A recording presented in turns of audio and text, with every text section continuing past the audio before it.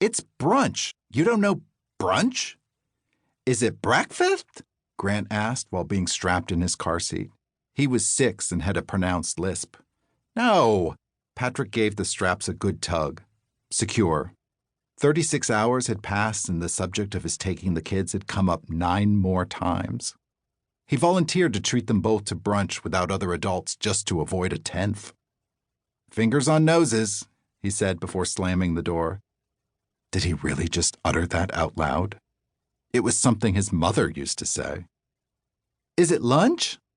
Maisie waited for an answer as Patrick crossed around to the passenger side. No. He checked the straps on Maisie's booster. Tight.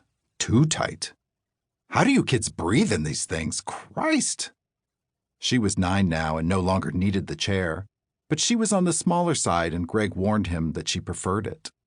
We just do. Patrick stared at the kids.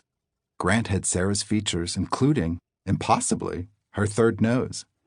Maisie had her hair and kept it pulled back off her face with some sort of elastic. He closed his niece's door before climbing into the front passenger seat. Then what is it? Grant threw his arms up, exasperated. It's both. Breakfast, lunch, brunch. Get it? Didn't your parents teach you about brunch? Patrick bit his lip. Their mother wasn't even in the ground, and now Greg was about to vanish, too. Now was not the time to be critical. But how do you not teach your children about the most important of all meals? He would trade an arm to be able to give Sarah a stern talking to right about now. Brunch was an early pillar of their friendship. Sunday brunch? It was a last-ditch effort to see if it rang any bells. It's Thursday, Grant screamed. Chill out, little man. No one can be that uptight about brunch. You're on the wrong side to drive, Maisie pointed out. Patrick took a deep breath. He didn't drive, not since the accident.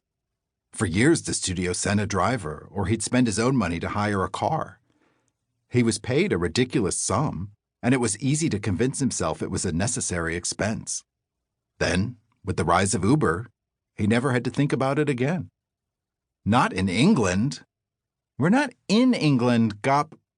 New England, Patrick said, as if that explained anything.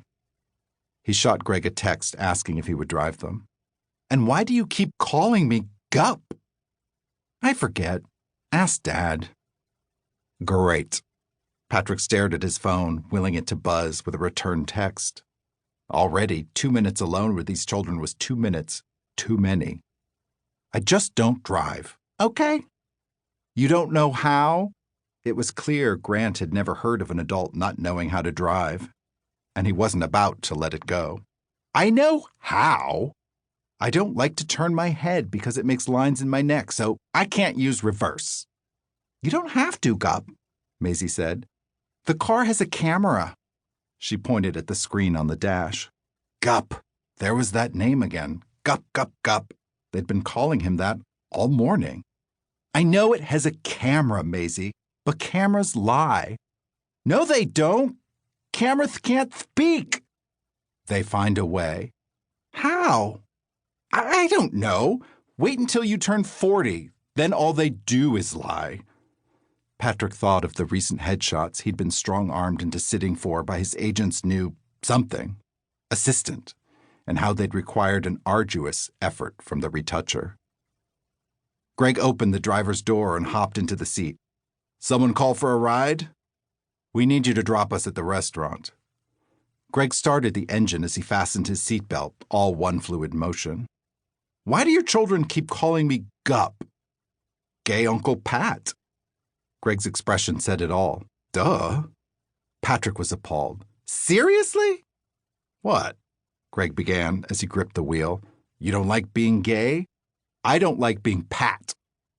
Are you our Guncle? Maisie asked. Patrick buried his head in his hands. Make it stop.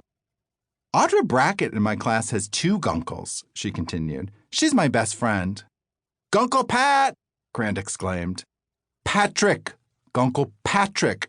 We're not doing Pat. Pat was so... Oh, God, he didn't even know the word. Heterosexual. And I don't like Guncle either.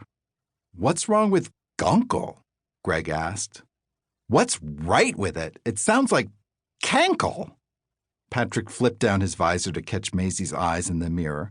Calf and ankle, he said before she had a chance to inquire.